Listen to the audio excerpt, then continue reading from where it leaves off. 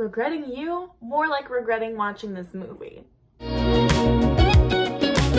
everyone, my name is Daphne King, and welcome to the channel where I talk about all sorts of books and things.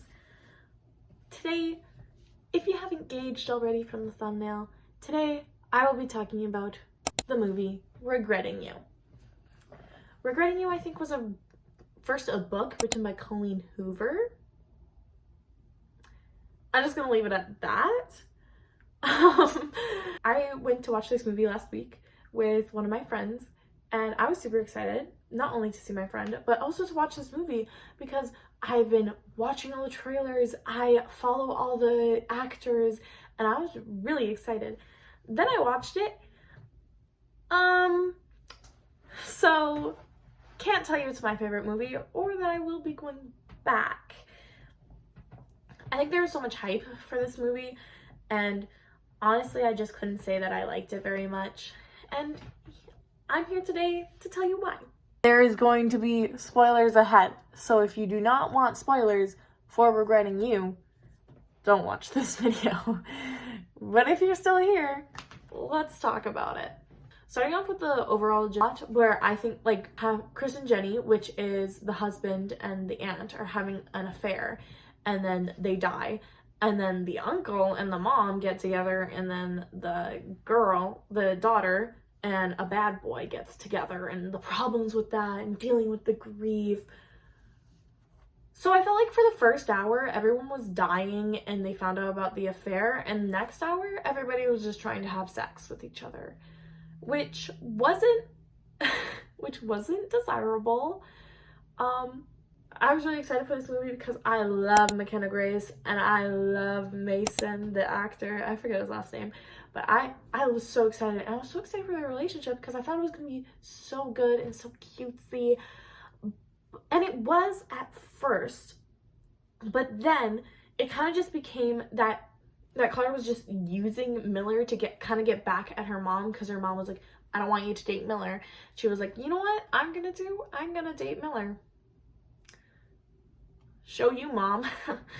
And then Miller even tells Clara, he's like, why are you just using me to get back at your mom? And she's like, I am.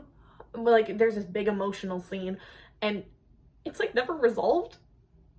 What happened with that? Because that was such a big thing that happened, and I just feel like the answer didn't show up. Before I talk about my two main problems with this movie, I also want to talk about the relationship between Morgan and Jonah. It's obviously, you knew that they were supposed to be the ones together, like they married the wrong people, or they were with the wrong people and they led back to each other. I can't imagine how that must feel for Clara.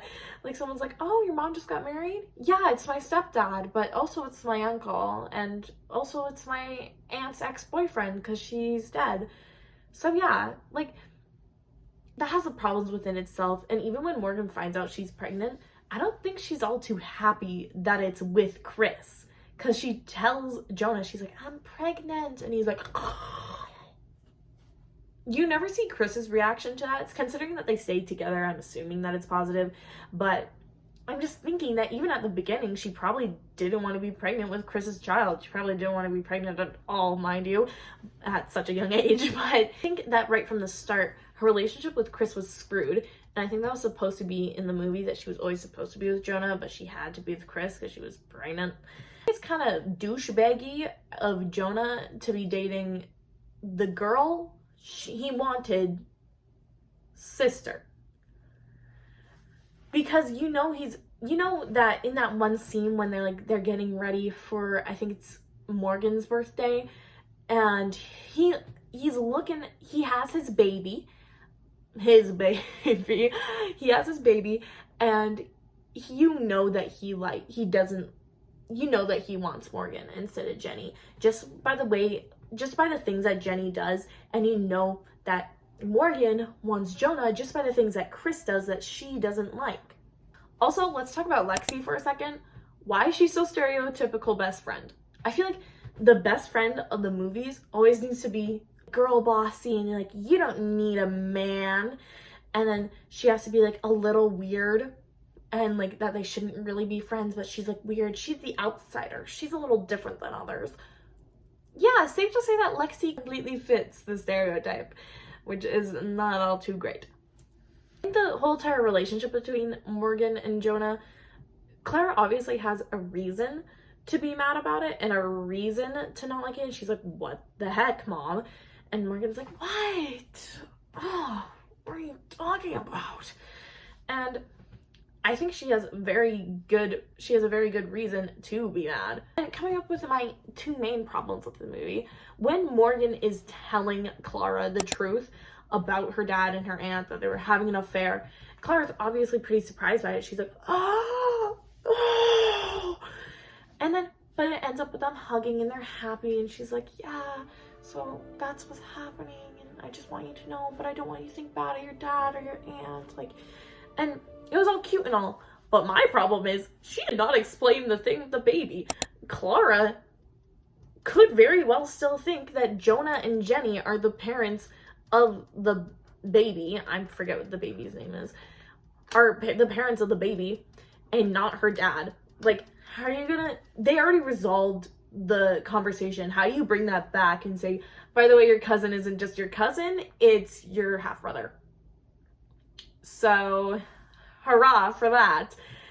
How do you come back from that? How do you bring that back into conversation? Especially when the baby starts living with you and it's like, this is my cousin. Wait, no, now it's my stepbrother, half-brother. What type of title does this relationship have? This is a completely messed up family. And then my second big problem with this is that Miller's supposed to be like going into film school. He's like super into film. He's super good. But the movie that he makes to ask Clara out to prom is quite possibly one of the worst short films I've ever seen. And if you've seen short films before, I've seen this one short film, and it was like called like Becoming a Girl, and it was so good, and it was from a high schooler, and this guy, he's like, yeah, I just excel in making movies. He literally just put clip after clip after clip. What's happening? Like, I was giggling, I was laughing, I was laughing at my friend. I'm also the type of person in movie theaters to be talking the entire time. I've almost been kicked out because of that, but I stand by it because I have opinions that should be shared. You know who my favorite character of this whole entire movie was, who had no problem? Efren. He literally is the only character that's actually thinking. And he literally tells Miller, he's like, maybe that's not such a good idea. And Miller's like, I don't care, screw that. Like, Efren. More screen time for him? Ship between Clara and Miller, I get that it's cute and that they both liked each other for a really long time, but it's just it's such a physical relationship that I don't really think there's much of an emotional relationship within that. And I get that it started with an emotional relationship with her helping him move the sign, and that I kept on doing that, and him like taking her to hang out after her dad's funeral, but then after that, no more emotion. It was just like Clara being like, I want to have sex with you. And Miller was like, okay, go for it.